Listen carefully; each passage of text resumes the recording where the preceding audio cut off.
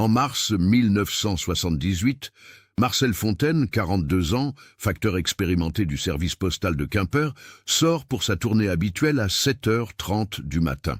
À 11h, sa bicyclette est retrouvée soigneusement appuyée contre un muret sur la route de Bénodet, le panier avant vide, aucune trace de lutte. Marcel Fontaine ne reviendra jamais. Ce qui semblait être un incident isolé, peut-être un accident ou une fugue inexplicable, devient un cauchemar quand un deuxième facteur disparaît 3 mois plus tard dans des circonstances presque identiques. Puis un troisième, puis un quatrième, puis un cinquième. Entre mars 1978 et novembre 1979, 5 employés du service postal breton s'évaporent pendant leur tournée, sans témoin, sans corps, sans explication. Leurs sacoches de courrier disparaissent avec eux. Pendant 20 ans, les familles vivent dans l'incertitude la plus totale. Les enquêtes piétinent. Les théories s'accumulent sans jamais aboutir. Puis, en octobre 1998, lors de la démolition d'un ancien entrepôt abandonné aux abords de Quimper, des ouvriers découvrent quelque chose d'impossible sous une dalle de béton. Une sacoche postale contenant du courrier intact des 5 facteurs disparus. Toutes les lettres, sans exception, sont adressées à la même personne. Comment 5 personnes peuvent-elles disparaître en plein jour sans laisser de traces? Et pourquoi cette sacoche enterrée révèle-t-elle un nom qui changera tout ce que l'on croyait savoir sur cette affaire? Avant de continuer avec cette histoire perturbante, si vous appréciez les affaires mystérieuses réelles comme celle-ci, abonnez-vous à la chaîne et activez les notifications pour ne manquer aucun nouveau cas. Maintenant, découvrons comment tout a commencé. La région de Quimper, au cœur du Finistère breton, possède en 1978 un caractère bien particulier. Cette préfecture de près de 60 000 habitants vit au rythme des marées, des conserveries de poissons qui emploient encore des centaines d'ouvriers et des petites industries textiles qui résistent tant bien que mal à la modernisation. Les villages environnants, Ergué-Gabéric, Plugufan, Plomelin, forment un réseau de hameaux où tout le monde se connaît, où les secrets se murmurent derrière les rideaux de dentelle, où les facteurs sont souvent les seuls visiteurs réguliers des fermes isolées. Le service postal breton de cette époque fonctionne selon des règles strictes héritées du système napoléonien. Chaque facteur possède sa tournée attitrée, qu'il parcourt à bicyclette par tous les temps. Le courrier arrive par train à la gare de Quimper chaque matin à 6h15, est trié dans les bureaux de la rue du Chapeau Rouge, puis distribué entre 7h30 et midi. Un système rodé, prévisible, où la moindre irrégularité se remarque immédiatement. Marcel Fontaine incarne parfaitement le facteur d'autrefois. Entré au service postal en 1956, à l'âge de 20 ans, il a parcouru les mêmes chemins pendant 22 ans. Les habitants de sa tournée, qui couvre la zone entre Quimper et Bénodet, le connaissent tous. Il a vu grandir des enfants, assister à des mariages, apporter des faire-part de naissance et de décès. Sa femme Marguerite, institutrice à l'école primaire de Penhar, le décrit comme un homme méthodique, ponctuel, qui n'a jamais manqué un seul jour de travail, sauf pour une grippe sévère en 1972. Marcel et Marguerite vivent dans une maison modeste de la rue de la Providence. Ils ont 2 enfants.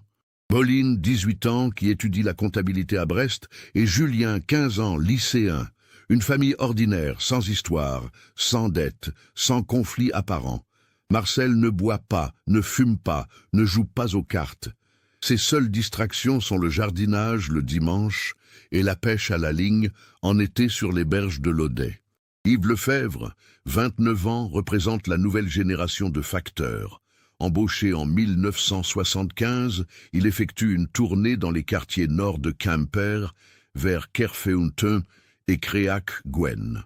Célibataire, il habite un petit appartement rue de la Tourbie. Ses collègues le décrivent comme sociable, toujours prêt à rendre service, mais aussi plus décontracté que les anciens. Il possède une mobilette qu'il utilise le week-end, fréquente les bals populaires du samedi soir, sort parfois boire un verre au café Le Commerce. Sa mère, veuve, vit à Pont-l'Abbé et s'inquiète constamment pour son fils unique. Simone Garnier, 36 ans, est l'une des rares femmes factrices du département. Divorcée depuis 1974, elle élève seule sa fille Céline, 11 ans. Sa tournée couvre les villages d'Ergué-Gabéric et de Briec. Robuste, déterminée, elle a dû prouver sa valeur dans un métier encore majoritairement masculin. Ses voisins de l'impasse du Stéhir la respectent pour son courage et sa ténacité. Elle économise chaque franc pour offrir à sa fille les études qu'elle-même n'a jamais pu faire. André Blanchard, 51 ans, approche de la retraite. 33 ans de service postal, une médaille du travail reçue en 1976. Un dossier impeccable. Sa tournée serpente entre Plugufan et Plonéis. Père de 4 enfants adultes, grand-père de 3 petits-enfants, il habite une maison avec jardin à Plugufan même. Ses collègues savent qu'il compte les jours avant sa retraite prévue pour 1980. Il parle déjà de son projet, cultiver des légumes et aider son gendre dans son atelier de menuiserie. Étienne Mercier, 33 ans, a rejoint le service postal en 1969 après avoir travaillé 3 ans dans une conserverie de Concarneau. Marié à Véronique depuis 1970, ils ont 2 fils jumeaux de 6 ans, Loïc et Mathieu. Sa tournée couvre la zone côtière entre Quimper et Fouesnant. Grand, athlétique, il participe aux compétitions de lutte bretonne pendant l'été. Sa femme travaille comme aide-soignante à l'hôpital de Quimper. Ils projettent d'acheter une maison plus grande grâce à leurs 2 salaires combinés. 5 personnes, 5 vies ordinaires, 5 tournées différentes. Rien ne les relie apparemment, si ce n'est leur profession et leur disparition inexplicable. Le jeudi 9 mars 1978 se lève sur Quimper avec un ciel gris typique du début de printemps breton. Marcel Fontaine se réveille à 6 heures comme chaque jour. Marguerite l'entend dans la cuisine, préparer son café au lait, tartiner ses 2 tranches de pain avec du beurre salé. À 6h45, il enfile son uniforme bleu marine, sa casquette réglementaire, son imperméable car la météo annonce des averses possibles dans l'après-midi. Marguerite lui prépare son casse-croûte habituel. 2 sandwichs au jambon, une pomme, une petite bouteille thermos de café. Marcel l'embrasse sur la joue à 7h moins le quart, comme chaque matin depuis 22 ans de mariage. « À ce midi, dit-il en sortant. Ce seront ses derniers mots à sa femme. Au bureau de tri de la rue du Chapeau Rouge, Marcel arrive à 7h05. Le chef de secteur, M. Guenec, note sa présence sur le registre. Marcel récupère sa sacoche remplie du courrier trié pour sa tournée. Environ 90 lettres, quelques colis légers, 3 recommandés nécessitant signature. Un chargement normal pour un jeudi. Il vérifie rapidement le contenu, signe le bordereau de prise en charge, échange quelques mots avec Yves Lefebvre, qui prépare sa propre tournée. À 7h28, Marcel enfourche sa bicyclette de service, numéro d'identification 243, et part vers le sud. Sa tournée suit toujours le même itinéraire précis. D'abord, les rues résidentielles de Pénard, puis la route départementale vers Plugufan, ensuite les fermes isolées de la campagne environnante, et finalement le retour par la route côtière vers Bénodet avant de revenir à Quimper. Un circuit d'environ 28 km, qui lui prend généralement 4 heures, incluant les pauses pour les recommander et les conversations brèves avec les habitants. À 8h15, Madame Le Goff, qui habite une maison au bord de la route de Plugufan, voit Marcel passer devant chez elle. Elle le salue de la main, il répond d'un signe de tête. Elle se souviendra de ce détail parce que c'est la dernière personne qui l'a vu vivant et peut témoigner de son passage. À 9h30, Marcel devrait normalement être dans le secteur des fermes entre Plugufan et Plomelin. À 10h15, il devrait commencer son retour vers Bénodet. À 11h, il devrait être sur la route côtière. À 12h15, il devrait rendre sa sacoche vide au bureau de tri. Mais à 11h45, M. Guenec commence à s'inquiéter. Marcel n'a jamais, au grand jamais, été en retard. À 12h30, l'inquiétude devient panique. Le chef de secteur téléphone chez les Fontaines. Marguerite, qui vient de rentrer de l'école pour le déjeuner, répond que Marcel n'est pas encore revenu. Elle pense d'abord à un problème mécanique avec la bicyclette, peut-être une crevaison qui l'a ralenti.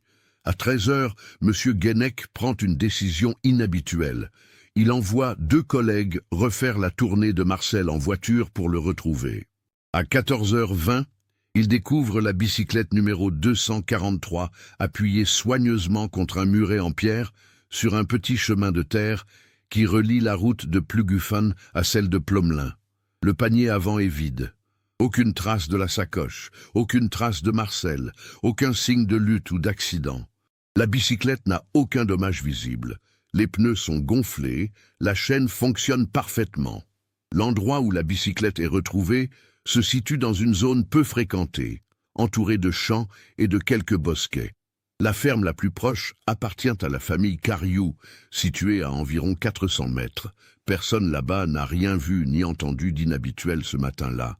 Le chemin de terre est utilisé occasionnellement par les agriculteurs, mais reste généralement désert. Les collègues alertent immédiatement la gendarmerie de Quimper. À 15h, 2 gendarmes arrivent sur place. Ils sécurisent la zone, photographient la bicyclette, interrogent la famille Cariou et les quelques habitants des fermes environnantes. Personne n'a rien remarqué. Un jeudi matin ordinaire, du travail au champ, le bruit lointain des tracteurs, rien d'autre. Marguerite Fontaine apprend la nouvelle à 16h. Elle refuse d'abord d'y croire. Marcel a peut-être eu un malaise. Il est peut-être tombé dans un fossé. Il faut chercher autour de la bicyclette. Les gendarmes organisent immédiatement des recherches dans un rayon de 2 kilomètres autour du lieu de découverte. Des volontaires du village se joignent aux recherches. On fouille les champs, les fossés, les bosquets, les ruisseaux. On appelle, on siffle, on espère entendre une réponse. La nuit tombe, rien. Marcel Fontaine s'est volatilisé. Le lendemain, vendredi 10 mars, les recherches reprennent à l'aube avec des moyens renforcés. Une trentaine de gendarmes, des pompiers, des maîtres chiens arrivent de Quimper et de Brest. On ratisse systématiquement toute la zone. Les chiens ne détectent aucune piste exploitable au-delà du point où la bicyclette a été retrouvée. C'est comme si Marcel avait simplement cessé d'exister à cet endroit précis. L'enquête officielle commence sous la direction du capitaine Luc Deschamps, 45 ans, un enquêteur expérimenté de la gendarmerie départementale. Il interroge longuement Marguerite, les enfants, les collègues, les habitants de la tournée. Tous disent la même chose. Marcel était un homme stable, heureux, sans problème apparent. Aucune raison de fuguer, aucun ennemi connu. Aucune dette, aucune liaison extra-conjugale, aucun signe de dépression ou de détresse psychologique. Le capitaine Deschamps examine minutieusement les finances des Fontaines. Rien d'anormal. Un compte en banque modeste mais stable, des économies prudentes, aucun retrait inhabituel dans les jours précédant la disparition. Il vérifie les antécédents médicaux de Marcel. Rien d'inquiétant. Une santé de fer, un dernier bilan médical datant de novembre 1977, montrant des résultats parfaitement normaux. La théorie de l'accident semble peu probable, car aucun corps n'est retrouvé malgré des recherches exhaustives. La théorie du suicide aussi, car Marcel n'a laissé aucun mot, n'a montré aucun signe précurseur. Et surtout, pourquoi aurait-il emporté sa sacoche de courrier ? La théorie de la fugue volontaire se heurte au même problème. Pourquoi un homme méthodique et responsable abandonnerait-il sa tournée en cours en prenant soin de ranger soigneusement sa bicyclette? Reste la théorie la plus troublante. Marcel a été enlevé.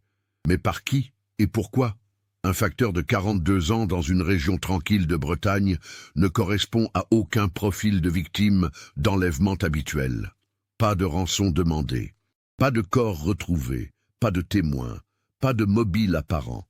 Les semaines passent, mars devient avril, les recherches continuent, mais l'espoir s'amenuise. Les journaux locaux, le Télégramme et Ouest France relaient l'affaire. La photo de Marcel en uniforme circule dans toute la région. Des témoignages affluent, tous sans intérêt. Des gens pensent l'avoir vu ici ou là, mais aucune piste ne mène nulle part. Marguerite organise des battues avec des bénévoles chaque week-end. Elle refuse d'accepter que son mari ait pu simplement disparaître sans explication. Le 3 mai 1978, soit presque 2 mois après la disparition de Marcel, un fermier découvre la sacoche postale dans un fossé près de Fouesnant. à environ 15 kilomètres du lieu de découverte de la bicyclette. Elle est vide. Aucune lettre, aucun colis, aucun document, comme si quelqu'un avait soigneusement retiré tout le contenu avant de l'abandonner. L'analyse en laboratoire ne révèle aucune empreinte exploitable, aucune trace biologique, rien. La sacoche a manifestement été nettoyée. Cette découverte relance brièvement l'enquête, mais ne mène nulle part. Pourquoi quelqu'un enlèverait-il un facteur pour voler du courrier ordinaire? Les lettres de cette tournée ne contenaient rien de particulièrement précieux selon les registres du service postal. Du courrier administratif, quelques factures, des lettres personnelles banales. Aucun chèque de montant important, aucun document sensible. Le capitaine Deschamps explore toutes les hypothèses imaginables. A-t-il été victime d'un accident impliquant un autre véhicule dont le conducteur paniqué aurait caché le corps? Mais pourquoi prendre la sacoche et nettoyer la bicyclette? A-t-il été témoin d'un crime et a-t-il été éliminé? Mais quel crime dans cette zone rurale tranquille a-t-il été impliqué malgré lui dans un trafic quelconque? Mais rien dans son comportement ou ses finances n'indique la moindre activité illégale. Juin arrive, puis juillet.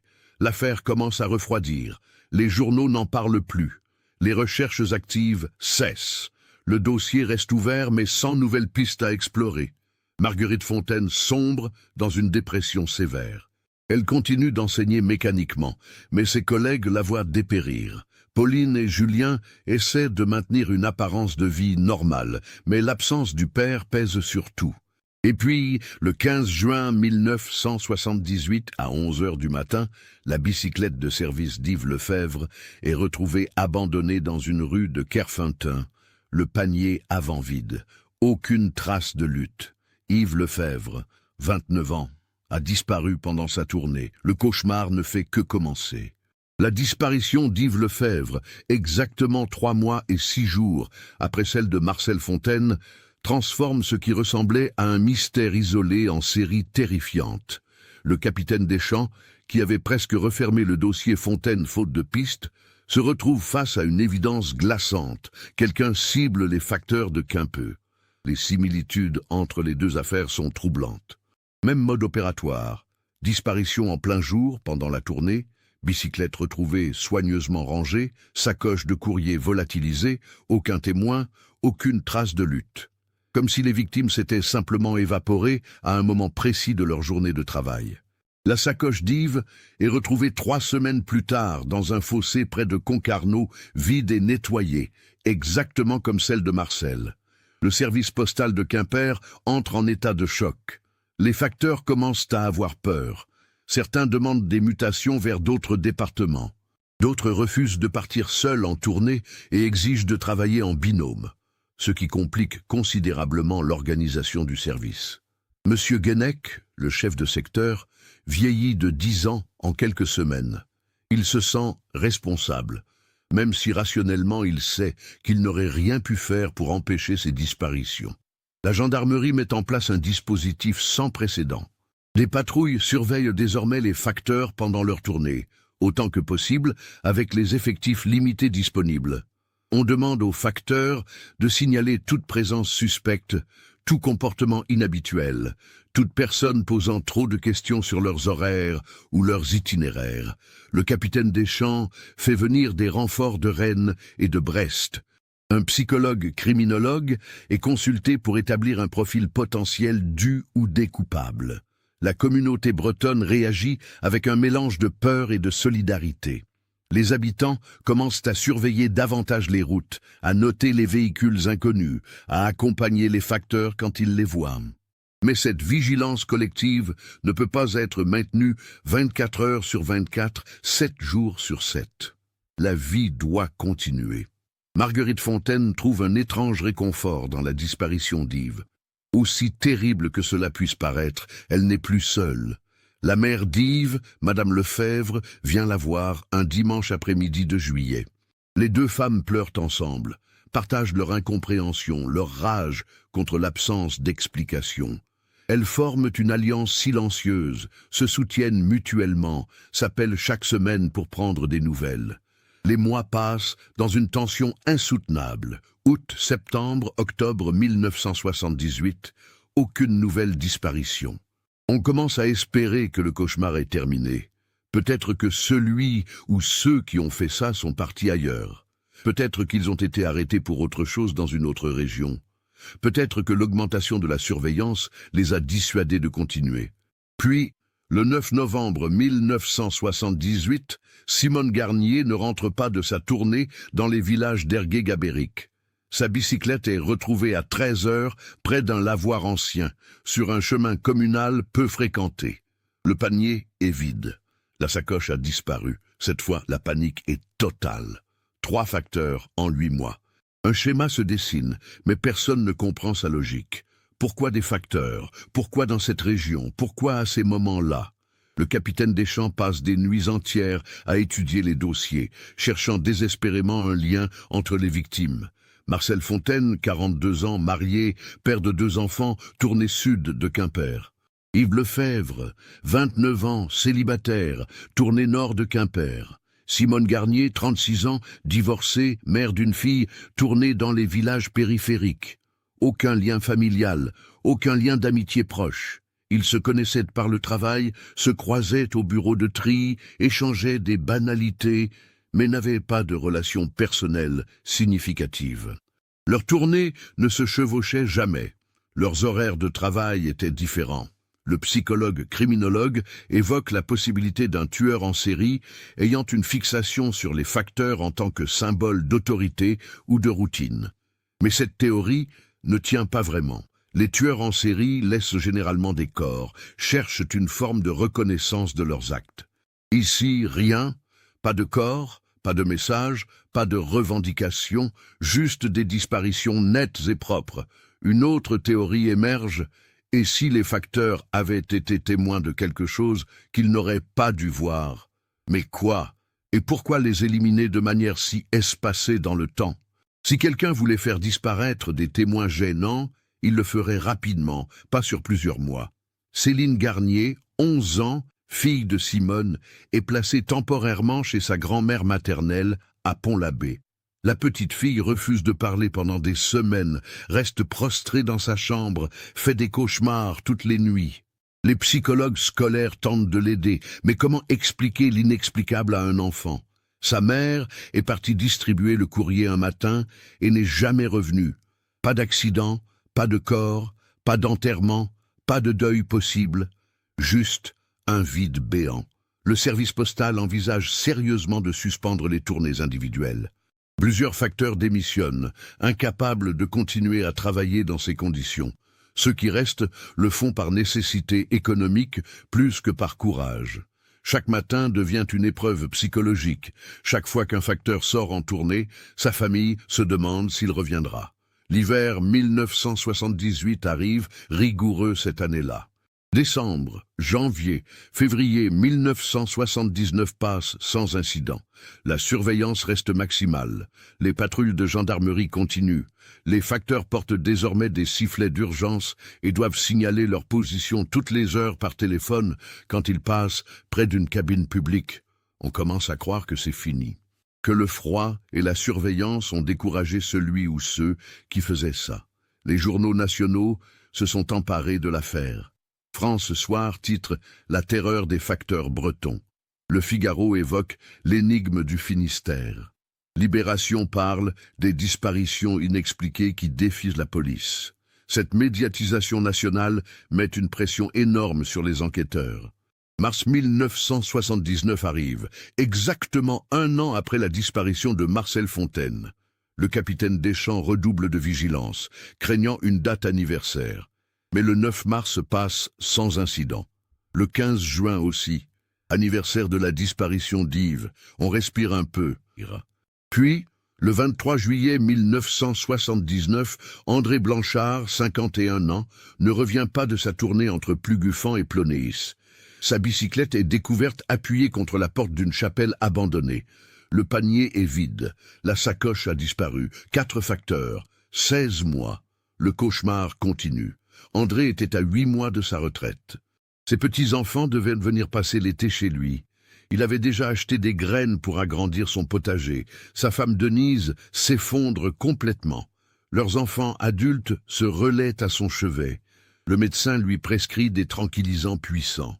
Elle passe ses journées assise dans la cuisine, fixant la porte d'entrée, attendant qu'André revienne comme si de rien n'était.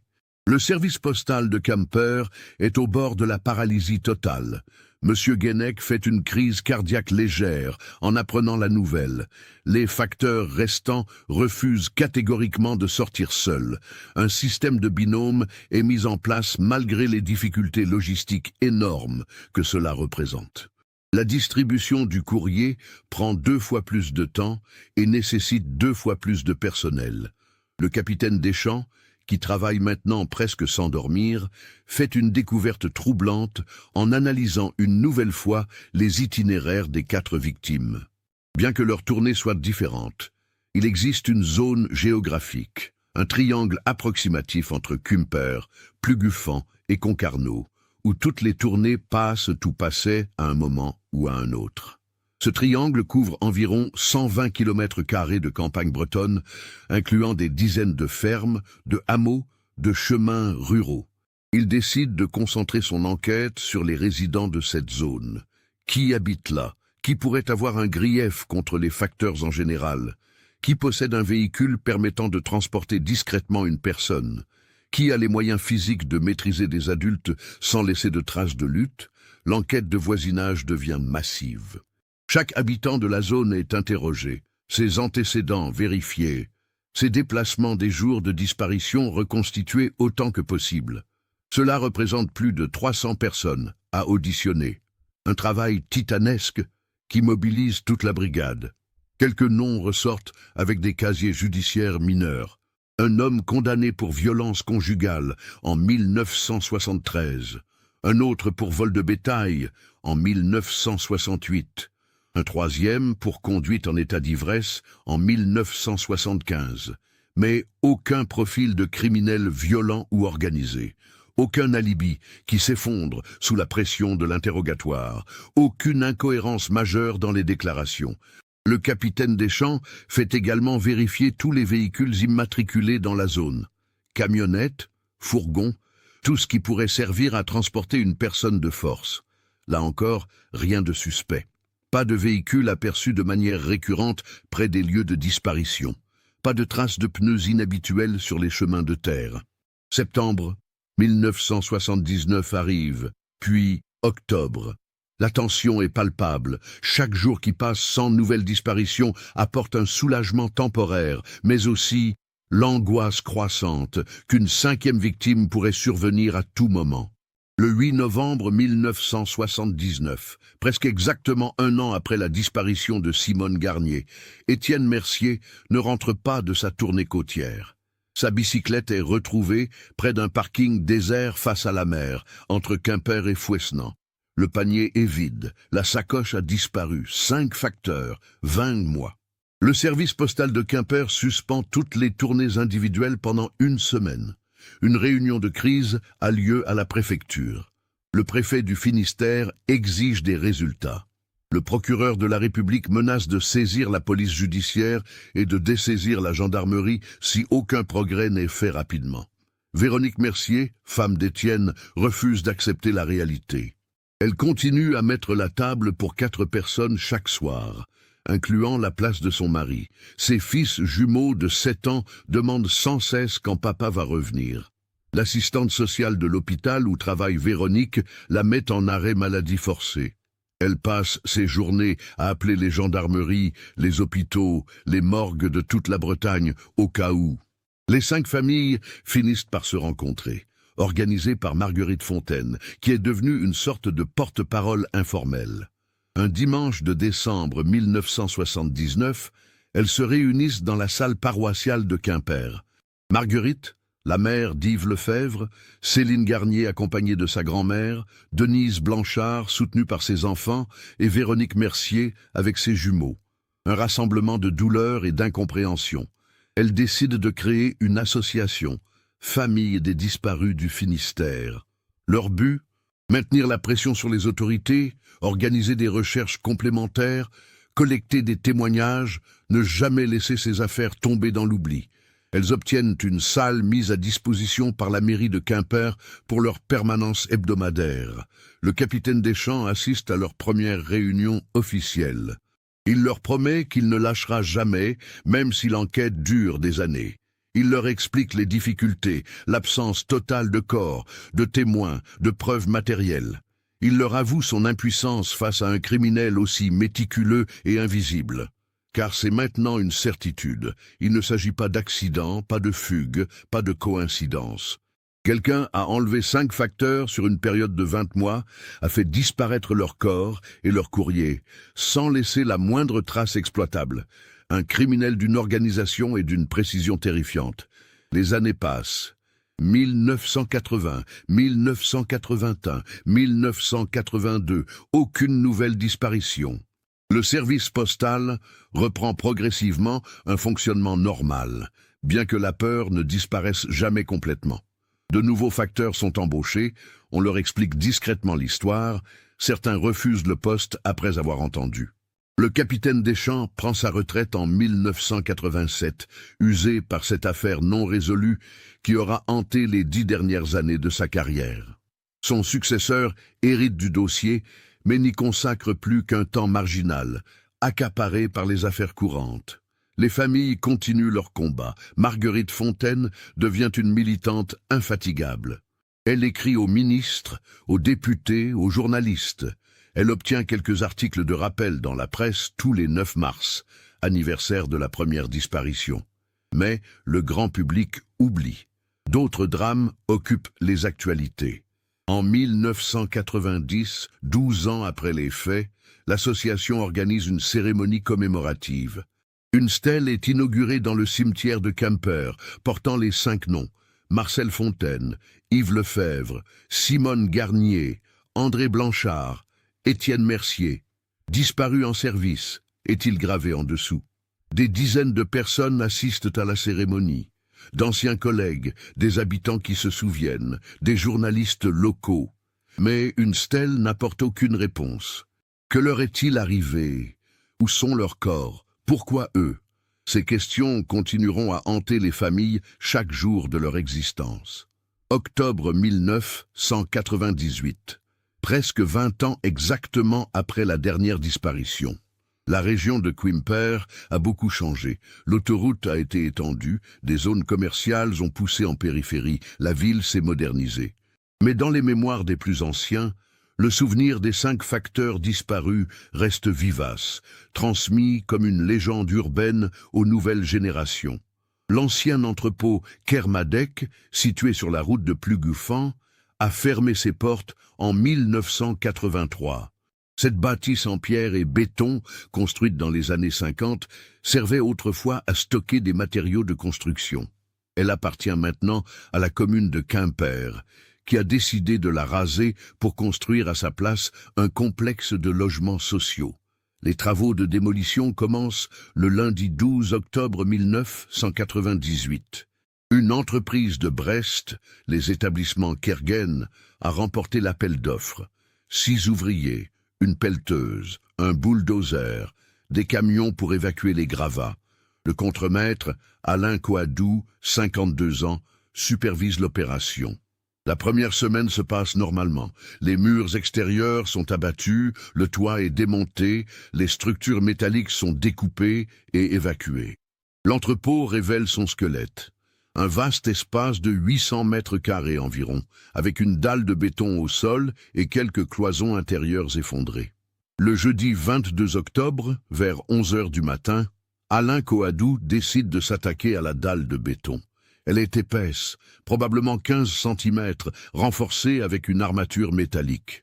Le plan prévoit de la casser en morceaux avant de tout évacuer. La pelleteuse commence à frapper la dalle avec son godet renforcé.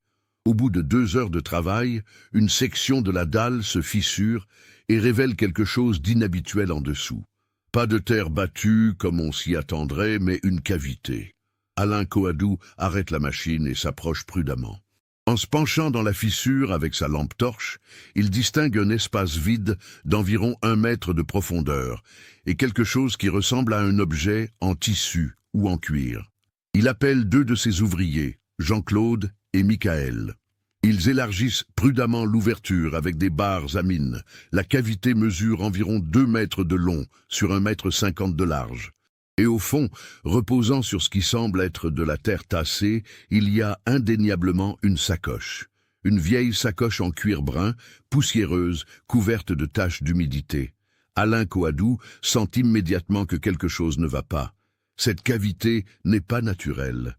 Quelqu'un a creusé sous la dalle avant qu'elle ne soit coulée, y a déposé cet objet, puis a recouvert le tout. Un travail délibéré, planifié.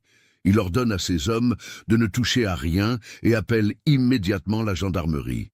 15 minutes plus tard, 2 gendarmes de la brigade de Quimper arrivent sur place. L'adjudant Loïc Guilloux, 43 ans, et le gendarme Thomas Auffray, 26 ans. Ils inspectent la cavité. La sacoche porte un sigle à demi effacé mais encore reconnaissable.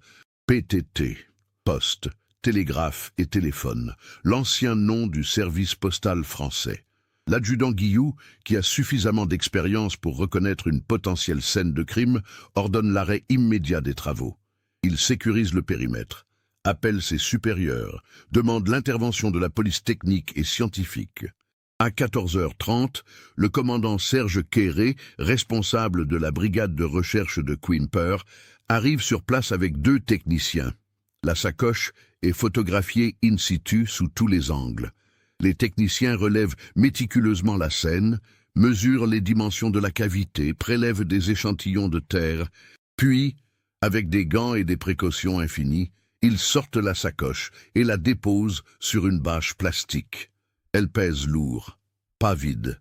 Le cuir est rigide, craquelé par l'humidité et le temps. La fermeture à boucle est rouillée mais encore en place.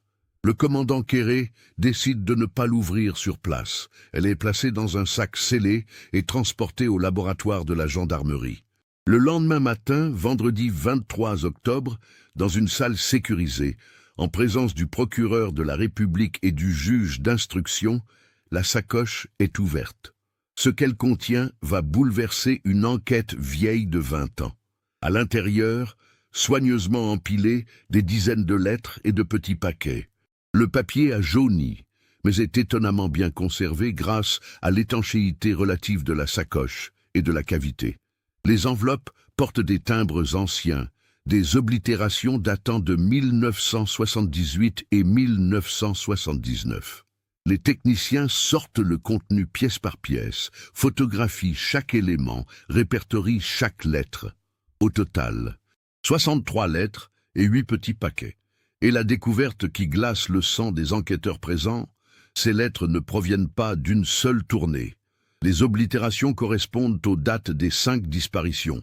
9 mars 1978, 15 juin 1978, 9 novembre 1978, 23 juillet 1979, 8 novembre 1979. Cette sacoche contient du courrier des 5 facteurs disparus. Le commandant Quéré examine les destinataires. La plupart des lettres sont adressées à des personnes différentes. Monsieur et Madame Le Goff à Pluguffan, Mademoiselle Rioux à Bénodet, Monsieur Simon à Ergué-Gabéric, et ainsi de suite. Mais, en triant plus précisément, une constante apparaît. Sur les 63 lettres, 27, plus d'un tiers, sont adressées à la même personne. Monsieur Henri Beaumont, La Croix-des-Chênes, commune de Plomelin. 27 lettres sur 5 tournées différentes, étalées sur 20 mois, toutes destinées à Henri Beaumont. Le procureur ordonne immédiatement une vérification d'identité. Qui est Henri Beaumont? Est-il encore vivant? Habite-t-il toujours à cette adresse? Les vérifications sont rapides. Henri Beaumont est décédé le 8 avril 1987 dans sa propriété de la Croix-des-Chênes, à l'âge de 56 ans. Cause officielle du décès, infarctus du myocarde. Il vivait seul depuis le décès de sa femme en 1982. Pas d'enfant. La propriété a été vendue aux enchères en 1988 pour régler la succession, rachetée par un couple de retraités parisiens qui y passent leurs étés. Henri Beaumont, un nom qui ne disait rien aux enquêteurs de l'époque, un nom qui n'était jamais apparu dans les auditions, les vérifications de voisinage, les investigations. Pourtant, ce nom est la clé. 27 lettres qui ne lui sont jamais parvenues. 27 lettres enterrées sous une dalle de béton pendant 20 ans. Le soir même, le commandant Quéré se rend à la Croix des Chênes. La propriété se situe à environ 3 kilomètres au sud de Plomelin, sur un petit chemin communal. Une maison en pierre typiquement bretonne, entourée d'un jardin envahi par les ronces et les herbes folles, depuis que les propriétaires actuels, les époux Martel, ne viennent plus que rarement. Madame Martel, 68 ans, se souvient vaguement d'Henri Beaumont, d'après les descriptions des voisins. Un homme discret, paraît-il. Nous ne l'avons jamais connu. Il était déjà décédé quand nous avons acheté. La maison était dans un état correct, juste besoin de quelques réparations. Nous avons gardé la plupart des meubles qui étaient là, vendus avec la propriété. Le commandant Quéré demande l'autorisation de visiter. La maison sans le renfermer. 2 chambres, un salon, une cuisine, une cave. Des meubles des années 70, un papier peint défraîchi, des rideaux jaunis. Dans le salon, une bibliothèque contient quelques livres. Des romans policiers, des ouvrages sur l'histoire de la Bretagne, un dictionnaire Larousse de 1975. Rien d'anormal à première vue, rien qui suggère qu'un criminel vivait ici. Mais le commandant Quéré sait qu'il faut creuser plus profond. Qui était vraiment Henri Beaumont? Quel lien avait-il avec ces 5 facteurs? Pourquoi recevait-il tant de courriers? Et surtout, qu'est-il arrivé aux 5 disparus? Le samedi 24 octobre au matin, Marguerite Fontaine apprend la nouvelle par un journaliste du Télégramme qui l'appelle pour recueillir sa réaction. Elle s'effondre. 20 ans. 20 ans d'attente, d'espoir impossible, de questions sans réponse. Et voilà qu'une sacoche enterrée révèle enfin une piste concrète. Elle appelle immédiatement les autres familles. La mère d'Yves Lefebvre, maintenant âgée de 84 ans, pleure au téléphone. Céline Garnier, désormais trentenaire, mariée, mère de 2 enfants, sent sa gorge se serrer. Denise Blanchard, qui a tant espéré revoir son mari vivant, réalise que cette découverte scelle probablement le destin d'André. Véronique Mercier, remariée depuis 1989, mais n'ayant jamais vraiment fait le deuil d'Étienne, demande à son mari actuel de l'accompagner à Quimper. Les familles se réunissent le dimanche après-midi dans les locaux de leur association, toujours active après toutes ces années. Le commandant Quéré accepte de les rencontrer, de leur expliquer la découverte, de répondre à leurs questions dans la limite du secret de l'instruction. Il leur montre des photos de la sacoche, leur confirme que le courrier qu'elle contenait provient bien des 5 tournées. Il leur parle d'Henri Beaumont, un nom qui ne leur dit absolument rien. Aucune des familles ne connaissait cet homme. Marcel n'en avait jamais parlé, Yves non plus. Simone, André, Étienne, aucun n'avait jamais mentionné ce nom à leurs proches. Nous allons tout reprendre depuis le début, leur promet le commandant Quéré. Cette découverte change tout. Nous avons enfin une direction, un suspect potentiel même s'il est décédé, une possibilité de comprendre ce qui s'est passé. Pour la première fois depuis 20 ans, les familles osent espérer qu'elles auront enfin des réponses. L'enquête reprend avec une intensité que personne n'aurait cru possible 20 ans après les faits. Le lundi 26 octobre 1998, une équipe de 10 gendarmes et policiers est constituée spécifiquement pour cette affaire. Le dossier, qui avait été archivé en 1987, est entièrement ressorti, épluché, réanalysé à la lumière de cette nouvelle découverte. La première priorité, qui était Henri Beaumont? Les archives municipales de Plomelin sont consultées. Henri Beaumont est né le 15 mars 1931 à Quimper. Fils unique d'un cheminot et d'une couturière, il a grandi dans une famille modeste, scolarité normale, études arrêtées à 16 ans pour entrer en apprentissage chez un menuisier de Quimper. À 19 ans, en 1950, Henri effectue son service militaire en Allemagne. Il revient en Bretagne en 1952 et reprend le travail chez le même menuisier. En 1957, à 26 ans, il se marie avec Jeanne Cariou, fille de fermier de Plomelin. Ils achètent la propriété de la Croix des Chênes grâce à un héritage du côté de Jeanne. Henri Beaumont travaille comme menuisier indépendant à domicile. Il fabrique des meubles sur commande, répare des charpentes effectue des petits travaux pour les particuliers et les fermes environnantes. Un métier honnête, un revenu correct pour l'époque. Le couple vit modestement mais confortablement. Jeanne Beaumont décède en 1982 d'un cancer du poumon. Elle avait 51 ans, pas d'enfant. Après son décès, Henri continue à vivre seul dans la propriété, travaillant de moins en moins, se repliant progressivement sur lui-même selon les témoignages des voisins.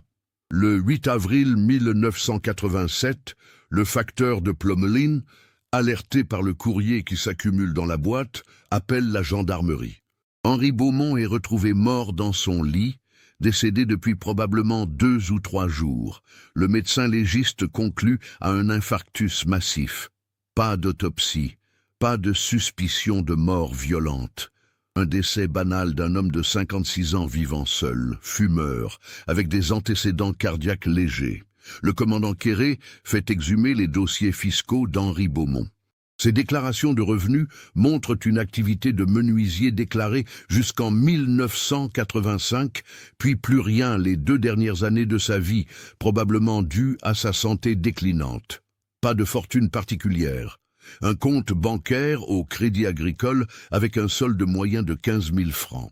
Pas de compte à l'étranger, pas d'investissement suspect, pas de dépenses anormales. Sur le papier, Henri Beaumont semble avoir été un citoyen ordinaire, sans histoire. Mais cette apparence cache forcément quelque chose de beaucoup plus sombre. Les enquêteurs interrogent tous les voisins encore vivants qui ont connu Henri.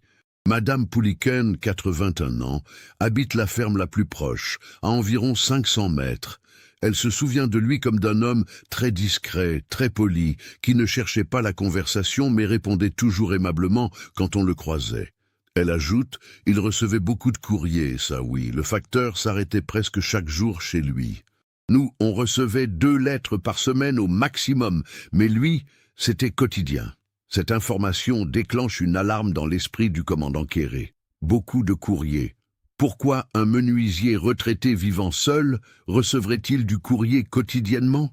Les enquêteurs vérifient auprès du centre de tri postal. Les archives sont incomplètes pour une période aussi ancienne, mais un ancien chef de secteur, désormais retraité, se souvient vaguement. Beaumont? Oui, ce nom me dit quelque chose. Il était sur plusieurs tournées, je crois, parce que sa maison se trouvait dans une zone limite entre 2 secteurs. Mais je ne me rappelle rien de particulier. Le commandant Quéré obtient l'autorisation du juge d'instruction pour une fouille complète de la propriété de la Croix des Chênes. Le mercredi 28 octobre, une équipe de techniciens de la police scientifique investit les lieux. Les époux Martel, propriétaires actuels, sont choqués mais coopératifs. La maison est méthodiquement fouillée. Chaque meuble est déplacé, chaque lame de parquet soulevée, chaque recoin inspecté. Dans la cave, derrière une vieille étagère métallique remplie de pots de confiture vides, les techniciens découvrent une porte en bois, dissimulée par du contreplaqué. Un petit espace de rangement d'environ 2 mètres carrés, probablement un ancien cellier à légumes. À l'intérieur, sous une bâche en plastique poussiéreuse, des cartons. 6 cartons de taille moyenne, fermés avec du ruban adhésif jauni et cassant. Les techniciens les sortent prudemment, les photographinent, puis les ouvrent un par un sous l'œil des caméras. Les cartons contiennent du courrier, des centaines de lettres soigneusement empilées, classées par ordre chronologique. Les dates s'étalent de 1972 à 1986, des milliers de lettres, toutes adressées à Henri Beaumont. Certaines ouvertes, d'autres encore cachetées. Des lettres d'administration, de banque, de particuliers, de catalogues de vente par correspondance. Mais ce qui trouble profondément les enquêteurs, c'est la quantité. Henri Beaumont conservait son courrier, tout son courrier, pendant au moins 14 ans. Qui fait ça? Pourquoi garder des factures d'électricité de 1975, des publicités de 1979, des lettres d'assurance maladie de 1982, un comportement obsessionnel, pathologique même. Les lettres sont transportées au laboratoire pour analyse. Une graphologue est sollicitée pour examiner les écritures. Un psychiatre spécialisé en profil criminel est appelé en consultation. Pendant ce temps, les fouilles se poursuivent dans le reste de la propriété. Dans le grenier, sous l'isolation thermique ajoutée probablement dans les années 70, les techniciens trouvent autre chose. Des coupures de journaux soigneusement pliés et rangés dans une boîte métallique. Des articles de presse sur les disparitions des 5 facteurs. Chaque article, du premier publié le 10 mars 1978 au dernier retrouvé datant de novembre 1980, a été découpé, conservé, classé. Henri Beaumont suivait l'enquête. Il collectionnait les articles sur ses propres crimes. Le psychiatre Dr Philippe Renaud, spécialiste des troubles obsessionnels compulsifs et des comportements criminels, étudie le profil qui se dessine. Il explique au commandant Quéré « Nous avons affaire à quelqu'un qui avait un rapport très particulier au courrier. Ce n'est pas simplement de la collection, c'est une fixation, probablement une obsession née d'un événement traumatique ou d'un trouble mental profond. Le fait qu'il conservait tout, absolument tout ce qu'il recevait, suggère un besoin de contrôle, une incapacité à se séparer des objets liés à la communication. » Le vendredi 30 octobre, les enquêteurs font une découverte macabre dans le jardin. À l'aide d'un géoradar prêté par l'université de Rennes, ils détectent plusieurs anomalies dans le sol, à l'arrière de la propriété, près d'un ancien poulailler en ruine. Le juge d'instruction autorise une fouille. Le samedi 31 octobre, sous une pluie fine typiquement bretonne, les excavations commencent. À 50 cm de profondeur, dans une zone d'environ 4 mètres carrés, les pelles rencontrent quelque chose. Les techniciens travaillent ensuite à la main avec des pinceaux et des truelles. Ce qu'ils exhument va confirmer l'horreur, des ossements humains. Pas complets, dispersés, mélangés avec de la terre et des racines, mais indéniablement humains. Le médecin légiste, arrivé sur place, identifie des fragments de crâne, des os longs, des vertèbres. Les fouilles se poursuivent, méthodiquement. Sur une surface totale d'environ 12 mètres carrés, les restes de ce qui semble être 5 corps sont progressivement mis au jour. Les ossements sont dans un état de décomposition avancée après 20 ans d'enfouissement, mais l'analyse anthropologique permettra de confirmer qu'il s'agit bien de 5 individus adultes, 3 hommes et 2 femmes. Les médias nationaux s'emparent de l'affaire. TF1 et France 2 envoient des équipes sur place. Le journal de 20 heures diffuse des images de la propriété, des gendarmes en tenue blanche qui creusent méthodiquement le jardin. Les titres sont sensationnalistes. L'affaire des facteurs bretons résolue 20 ans après. Le jardin de l'horreur en Bretagne. 5 corps retrouvés chez un suspect décédé. Les familles sont tenues informées au fur et à mesure. Marguerite Fontaine, 68 ans maintenant, se rend sur place malgré l'interdiction de la police. Elle reste derrière les barrières, sous la pluie, regardant les techniciens travailler. Elle sait que son mari est quelque part là-dessous.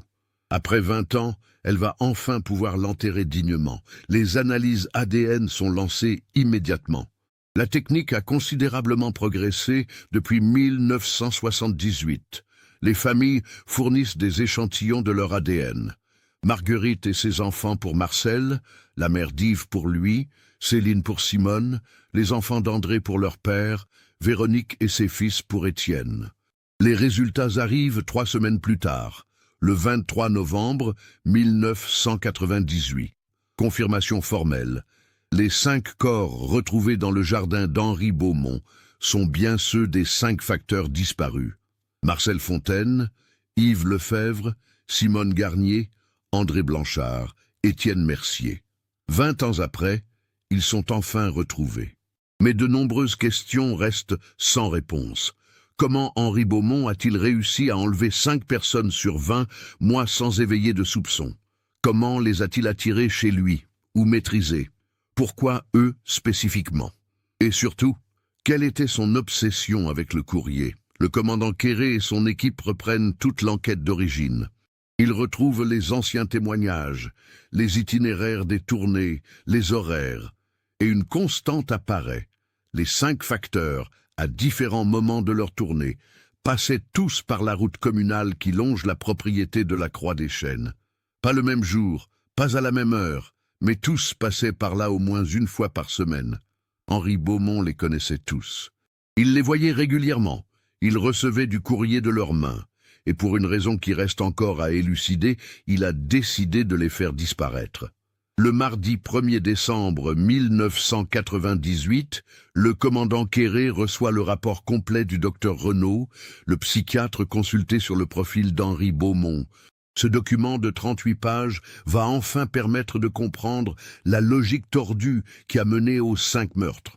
Le docteur Renaud a étudié tous les documents saisis, les milliers de lettres conservées, les coupures de journaux et surtout une découverte faite tardivement au fond d'un des cartons dans la cave. Un cahier.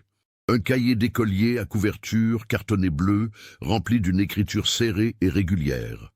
Un journal intime tenu par Henri Beaumont de 1975 à 1986. Le cahier ne contient pas d'aveux explicites des meurtres, mais il révèle l'état mental profondément perturbé de son auteur. Henri Beaumont souffrait d'un trouble obsessionnel compulsif, centré sur le courrier et la communication. Cette obsession trouve son origine dans un événement traumatique survenu en 1972. En mai 1972, la mère d'Henri, alors âgée de 70 ans, est décédée d'une crise cardiaque dans sa maison de Quimper. Henri, qui vivait à Plomelin avec sa femme Jeanne, n'a appris le décès que 4 jours plus tard. La raison ? Une lettre urgente envoyée par une voisine de sa mère ne lui est jamais parvenue. Cette lettre, postée le 13 mai, aurait dû arriver le 14. Henri l'a finalement reçue le 18 mai, 4 jours de retard. 4 jours pendant lesquels le corps de sa mère est resté seul dans son appartement. Cet événement a brisé quelque chose en Henri Beaumont. Dans son cahier, il écrit en date du 20 mai 1972. « Si la lettre était arrivée à temps, j'aurais pu être là, j'aurais pu lui dire au revoir. J'aurais pu lui tenir la main. Mais elle est morte seule, parce qu'un facteur n'a pas fait son travail correctement. Une lettre perdue, une vie perdue. » À partir de cette date, Henri développe une obsession maladive pour le courrier. Il commence à conserver toutes ses lettres, incapable de jeter quoi que ce soit, de peur de perdre une information importante. Il note dans son cahier l'heure exacte à laquelle le facteur passe chaque jour. Il comptabilise les retards. Il vérifie et revérifie le contenu de sa boîte aux lettres plusieurs fois par jour. En 1975, sa fixation s'intensifie. Il écrit « Chaque jour, il contrôle tout. Il décide ce que je reçois et quand je le reçois. Ils ont le pouvoir de changer des vies. Ils ne comprennent pas l'importance de ce qu'ils portent. Pour eux, ce ne sont que des papiers. Ils ne savent pas que dans leur sacoche, il y a des destins. » Jeanne, sa femme, commence à s'inquiéter. Elle en parle à son médecin qui prescrit des anxiolytiques à Henri. Mais Henri refuse de les prendre régulièrement. Il pense qu'il n'est pas malade, que ce sont les autres qui ne comprennent pas l'importance vitale du courrier. En 1978, 3 ans après le début de ses écrits obsessionnels, une nouvelle notation apparaît. Le 8 mars 1978, Henri écrit « Le facteur est passé à 9h42, soit 12 minutes de retard sur l'horaire habituel. 12 minutes pendant lesquelles une urgence pourrait survenir. 12 minutes qui pourraient coûter une vie comme elles ont coûté celle de maman. Il ne comprend pas. Ils ne comprennent jamais. Peut-être qu'il faut leur montrer ce que cela fait d'attendre, d'espérer, de ne jamais recevoir ce qu'on attend. » Le 9 mars 1978 est le jour de la disparition de Marcel Fontaine. Le commandant Quéré relit cette page plusieurs fois. C'est la seule référence oblique au crime dans tout le cahier. Henri Beaumont n'a jamais écrit explicitement « J'ai tué le facteur ». Mais ce passage, combiné avec la date, ne laisse aucun doute sur ses intentions. Le docteur Renaud explique dans son rapport « Henri Beaumont a développé un délire de persécution centré sur les facteurs. Dans son esprit malade, ils étaient responsables de la mort de sa mère et continuaient de menacer la vie des gens par leur négligence supposée. Il s'est construit une justification morale pour ses actes. En éliminant les facteurs négligents, il protégeait la société d'autres drames comme celui qu'il avait vécu. Les enquêteurs reconstituent désormais le scénario probable des enlèvements. Henri Beaumont connaissait les horaires approximatifs de passage des facteurs près de chez lui. Il les observait depuis sa propriété. Quand l'un d'eux s'arrêtait pour une livraison dans une ferme isolée ou pour vérifier son itinéraire, Henri, qui possédait une camionnette pour son travail de menuisier, s'approchait. Les analyses des ossements retrouvés montrent que les 5 victimes ont été frappées à la tête avec un objet lourd avant leur mort. Probablement maîtrisées rapidement, transportées inconscientes dans la camionnette, emmenées à la propriété de la Croix des Chênes. L'autopsie post-mortem, rendue difficile par l'état des ossements, ne peut déterminer la cause exacte de la mort, mais les fractures crâniennes suggèrent des coups violents. Le courrier que portèrent les victimes était confisqué par Henri. Les lettres qui lui étaient destinées, il les gardait bien sûr. Mais que faire des autres? Il ne pouvait pas les livrer lui-même sans éveiller les soupçons.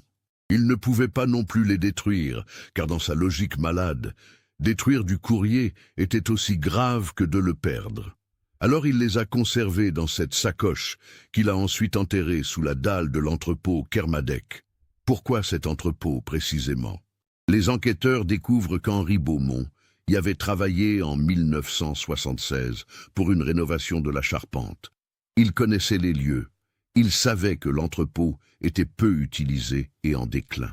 En 1980, quand une nouvelle dalle de béton a été coulée pour remplacer l'ancienne qui se fissurait, Henri a probablement profité d'un moment où personne ne regardait pour enterrer la sacoche dans la cavité qu'il avait creusée auparavant. Un plan méticuleux, calculé, témoignant d'une intelligence préservée malgré le délire. Le vendredi 4 décembre, le commandant Quéré organise une conférence de presse officielle. Devant les caméras de télévision et les journalistes, il annonce que l'affaire des 5 facteurs disparus est résolue. Il explique que Henri Beaumont, décédé en 1987, est formellement identifié comme le meurtrier. Les corps ont été retrouvés. Les familles peuvent enfin faire leur deuil. Il évoque le trouble mental dont souffrait Beaumont, sans entrer dans tous les détails du cahier pour préserver la dignité des victimes et de leurs familles. Il explique que Beaumont agissait seul, qu'il n'y avait pas de complice, pas de réseau criminel. Juste un homme profondément malade qui a transformé son trauma personnel en violence meurtrière. Les familles sont présentes à cette conférence de presse. Marguerite Fontaine prend la parole, la voix tremblante mais ferme. Pendant 20 ans, nous avons vécu dans l'incertitude la plus totale. Nous ne savions pas si nos proches étaient morts ou vivants, s'ils avaient souffert, s'ils avaient été oubliés quelque part. Aujourd'hui, nous avons des réponses. Ce n'est pas la fin de notre douleur, mais c'est la fin de cette attente insoutenable. Nous pouvons enfin pleurer nos morts dignement et leur offrir une sépulture. Céline Garnier, qui a perdu sa mère à l'âge de 11 ans, ajoute « Je n'ai jamais vraiment pu grandir normalement parce qu'une partie de moi attendait toujours que maman revienne. Maintenant, je sais qu'elle ne reviendra pas, mais je sais aussi qu'elle n'est pas partie volontairement, qu'elle n'a pas choisi de m'abandonner. C'est un monstre qui nous l'a prise. Je peux enfin me dire que ce n'était pas de ma faute, que je n'aurais rien pu faire pour la retenir. » Véronique Mercier pleure silencieusement, soutenue par son mari actuel et ses fils jumeaux, maintenant âgés de 26 ans. Ils ont grandi sans leur père, avec le doute permanent. Aujourd'hui, ils peuvent mettre un nom et un visage sur celui qui a détruit leur famille. Le lundi 7 décembre, une cérémonie commémorative est organisée dans la cathédrale Saint-Corentin de Quimper. Les 5 cercueils sont alignés devant l'autel. Des centaines de personnes assistent à la messe. Anciens collègues du service postal, habitants de Quimper, journalistes, gendarmes qui ont travaillé sur l'enquête, et bien sûr les familles. L'évêque de Quimper célèbre la messe. Il parle du pardon, de la difficulté de comprendre le mal, de la nécessité de laisser les morts reposer en paix et les vivants continuer leur chemin. Les 5 cercueils sont ensuite transportés vers leurs sépultures respectives. Marcel au cimetière de Pénars, Yves à Pont-l'Abbé, Simone à Ergué-Gabéric, André à Pluguffan, Étienne à Fouesnant. Chacun retrouve enfin sa terre, sa communauté, sa place parmi les siens. Les semaines qui suivent les enterrements apportent encore quelques révélations qui complètent le tableau. En janvier 1999, l'analyse complète des milliers de lettres conservées par Henri Beaumont révèle un élément troublant. Certaines lettres ne lui étaient pas adressées. Dans les cartons de la cave, les enquêteurs identifient environ 150 lettres adressées à d'autres personnes, toutes datées d'avant 1978. Ces lettres auraient dû être distribuées à leurs destinataires légitimes par les facteurs précédents, ceux d'avant Marcel, Yves, Simone, André et Étienne. Henri Beaumont les avait interceptées d'une manière ou d'une autre. Le commandant Quéré reconstitue un modus operandi plus ancien. Dès les années 70, Henri guettait le passage du facteur. Quand celui-ci déposait du courrier dans sa boîte, Henri vérifiait immédiatement si certaines lettres ne lui étaient pas destinées, mais avaient été placées par erreur dans sa boîte. Au lieu de les signaler, Henri les gardait. Un simple vol de courrier égaré. Mais l'obsession a grandi. Ne plus se contenter des erreurs de distribution n'était plus suffisant. Henri a commencé à penser qu'il méritait de recevoir plus de courriers, que les facteurs retenaient volontairement des lettres qui auraient dû lui parvenir. Un délire paranoïaque s'est installé progressivement. Le basculement vers la violence meurtrière s'est produit en 1978. Qu'est-ce qui a déclenché spécifiquement ce passage à l'acte? Le docteur Renaud suppose que la santé déclinante de Jeanne, sa femme, a joué un rôle. Elle souffrait déjà des premiers symptômes du cancer qui la tuerait en 1982. Henri, confronté à la perspective de perdre un autre être cher, a probablement projeté sa colère et sa peur sur les facteurs, boucs émissaires de tous ces malheurs. En mars 1999, la justice prononce officiellement la clôture de l'affaire. Henri Beaumont étant décédé, il ne peut être jugé. Aucun complice n'a été identifié. Les 5 meurtres sont élucidés, les corps rendus aux familles, les circonstances établies aussi précisément que possible compte tenu du temps écoulé. La propriété de la Croix des Chênes est revendue aux enchères. Les époux Martel, compréhensiblement traumatisés d'avoir vécu dans une maison qui fut le théâtre de tels crimes, ne voulaient plus y mettre les pieds.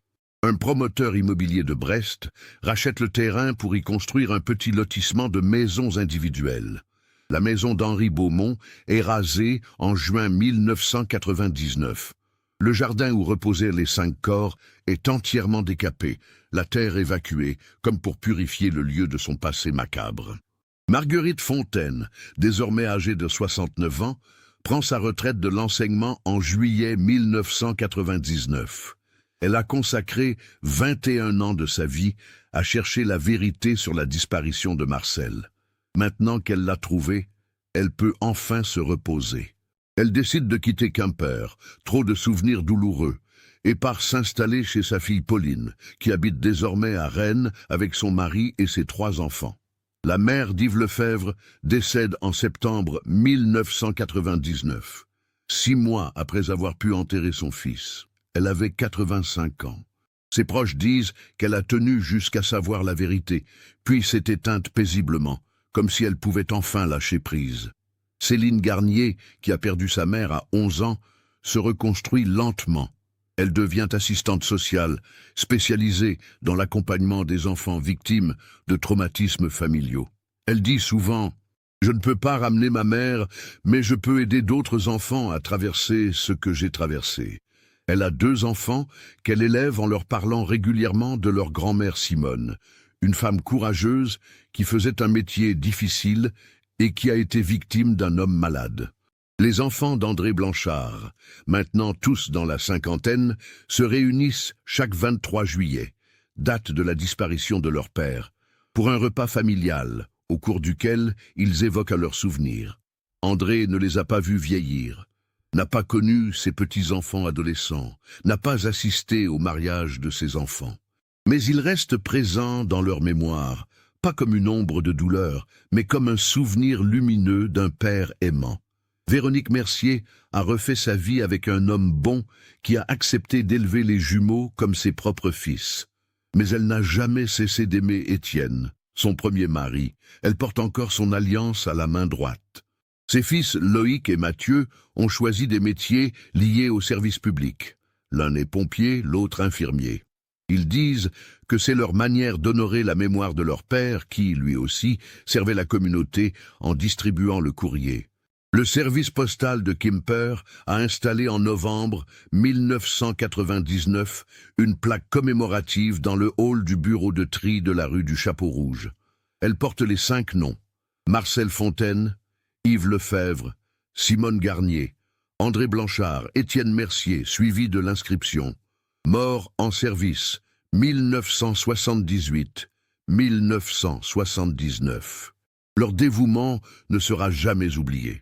Chaque 9 mars, jour anniversaire de la première disparition, le directeur départemental du service postal dépose une gerbe devant cette plaque. Une cérémonie sobre, discrète, mais fidèle. Les nouveaux facteurs embauchés sont informés de cette histoire, non pas pour les effrayer, mais pour leur rappeler que leur métier, même s'il semble banal, est important et comporte parfois des risques insoupçonnés. L'affaire des 5 facteurs bretons a profondément marqué la région. Elle a modifié les procédures de sécurité du service postal. Désormais, les facteurs doivent signaler régulièrement leur position, travailler en binôme dans les zones isolées et sont équipés de téléphones portables dès que cette technologie se démocratise au début des années 2000. Elle a aussi conduit à une meilleure reconnaissance des troubles mentaux et de leur dangerosité potentielle.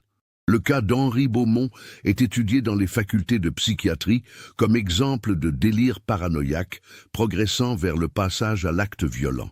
Des protocoles de détection et de prise en charge précoce des troubles obsessionnels compulsifs sévères ont été développés en partie grâce aux leçons tirées de cette affaire. En décembre 2000, soit 22 ans après la dernière disparition et 2 ans après la découverte des corps, un documentaire est diffusé sur France 3 Bretagne. Intitulé « La sacoche enterrée, l'affaire des facteurs disparus », il retrace toute l'histoire avec des interviews des familles, des enquêteurs et des experts psychiatriques. Le documentaire obtient une audience exceptionnelle et plusieurs prix journalistiques. Marguerite Fontaine accepte de témoigner longuement devant la caméra. Elle dit « Pendant 20 ans, j'ai vécu dans l'espoir impossible que Marcel allait revenir. Chaque coup de sonnette, chaque fois que le téléphone sonnait, je me disais « c'est lui ». Maintenant, je sais qu'il ne reviendra jamais. C'est une douleur différente, plus définitive, mais paradoxalement plus supportable. On ne peut pas faire le deuil de quelqu'un dont on ne sait pas s'il est mort. Maintenant, je peux pleurer Marcel, je peux me souvenir de lui, sans ce poids terrible de l'incertitude. Henri Beaumont m'a pris mon mari, mais la découverte de cette sacoche m'a rendu la possibilité de tourner la page. Le commandant Quéré, parti à la retraite en 2002, garde dans son bureau privé une photo de la plaque commémorative du service postal. Il dit souvent « Dans ma carrière, j'ai résolu beaucoup d'affaires, mais celle-ci restera toujours particulière. Non pas parce qu'elle était la plus complexe ou la plus médiatique, mais parce qu'elle a duré 20 ans. 20 ans pendant lesquels 5 familles ont vécu dans l'enfer du doute. Quand nous avons trouvé cette sacoche sous la dalle de béton, j'ai su que nous allions enfin pouvoir leur donner des réponses. Ce n'était pas la fin heureuse qu'elles espéraient, mais c'était une fin. Et parfois une fin terrible vaut mieux qu'une attente sans fin. L'ancien entrepôt Kermadec, celui où la sacoche a été découverte, a été transformé en complexe de logements sociaux comme prévu. 24 appartements ont été construits à sa place. Les habitants actuels connaissent généralement l'histoire. Certains trouvent cela morbide, d'autres y voient au contraire un symbole. La vie continue, même sur les lieux où la mort a semé son mystère. La dernière piste explorée par les enquêteurs concerne les éventuelles autres victimes. Henri Beaumont a-t-il tué uniquement ces 5 facteurs? Ou y en a-t-il eu d'autres? Les enquêteurs ont vérifié les disparitions non élucidées dans le Finistère entre 1975 et 1987.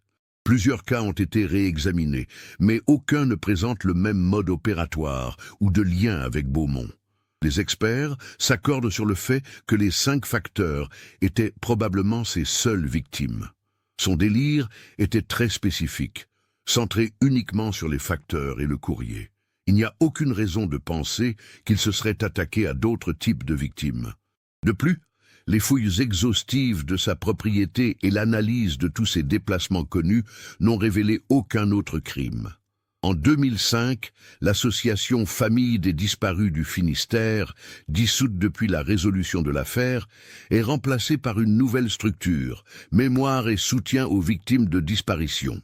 Cette association à vocation plus large aide les familles de personnes disparues dans toute la Bretagne, leur offre un soutien psychologique, des conseils juridiques et maintient la pression sur les autorités pour que les enquêtes ne soient jamais abandonnées. Céline Garnier en est l'une des cofondatrices. L'histoire des 5 facteurs bretons reste dans les mémoires collectives comme un rappel glaçant que le mal peut se cacher derrière l'apparence de la normalité la plus banale. Henri Beaumont n'était pas un monstre visible. C'était un homme ordinaire, un menuisier respecté, un voisin discret. Mais sous cette façade, une obsession malade grandissait année après année, jusqu'à exploser en violence meurtrière. Ce cas nous montre comment un traumatisme non traité peut dégénérer en trouble mental grave, et comment un trouble mental grave peut mener au crime. Il nous rappelle l'importance de la santé mentale, de la nécessité d'écouter les signaux d'alarme et de ne jamais sous-estimer la souffrance psychologique. Mais il nous montre aussi la résilience extraordinaire des familles de victimes. Marguerite, la mère d'Yves, Céline, les Blanchard, les Mercier, tous ont survécu à 20 ans d'incertitude, puis à la révélation horrible de la vérité. Ils ont reconstruit leur vie, pas en oubliant leurs disparus, mais en apprenant à vivre avec leur absence et à honorer leur mémoire. Aujourd'hui, en 2024, 46 ans après la première disparition, les témoins directs de cette affaire se font rares. Marguerite Fontaine est décédée en 2015 à l'âge de 85 ans. Céline Garnier a 57 ans. Les filles d'Étienne Mercier approchent de la cinquantaine. Une nouvelle génération a grandi pour qui les 5 facteurs disparus ne sont qu'une histoire du passé, un fait divers dramatique parmi d'autres. Mais dans les archives de la gendarmerie du Finistère, le dossier complet est conservé. Les photos, les rapports, le cahier d'Henri Beaumont, les lettres retrouvées, tout est classé, numérisé, préservé, pas seulement pour l'histoire, mais aussi pour l'enseignement. Les nouvelles promotions de gendarmes étudient cette affaire dans le cadre de leur formation, sur les enquêtes criminelles complexes et sur les profils psychologiques dangereux. Ce que nous révèle cette histoire perturbante, c'est que la justice peut mettre des décennies à triompher, mais qu'elle finit toujours par révéler la vérité. Une sacoche enterrée sous une dalle de béton pendant 20 ans, retrouvée par hasard lors de travaux de démolition, a permis de résoudre l'une des affaires les plus mystérieuses de Bretagne. 5 facteurs sont partis en tournée un jour ordinaire et ne sont jamais revenus. Leurs familles ont attendu, espéré, souffert pendant 20 ans. Et puis, une sacoche a parlé. Elle a révélé le nom d'Henri Beaumont, un destinataire récurrent, devenu meurtrier obsessionnel. Elle a ouvert la voie vers la découverte des corps, vers la compréhension du mobile, vers la vérité enfin. Le courrier qui avait été l'obsession meurtrière d'Henri Beaumont est aussi devenu l'instrument de sa révélation posthume. Ces lettres qu'il avait si soigneusement enterrées, pensant peut-être qu'elles ne seraient jamais découvertes, ont fini par témoigner contre lui des décennies plus tard. Qu'avez-vous pensé de cette histoire ? Avez-vous pu percevoir les signes du trouble mental qui couvait chez Henri Beaumont tout au long du récit ? Cette affaire nous interroge sur notre capacité collective à détecter les personnes en détresse psychologique avant qu'il ne soit trop tard. Partagez vos réflexions dans les commentaires. Si vous avez été touché par cette histoire vraie et par la résilience des familles, n'oubliez pas de vous abonner à la chaîne et d'activer les notifications. Laissez un like si ce récit vous a marqué et partagez avec quelqu'un qui apprécierait aussi ce type d'enquête approfondie.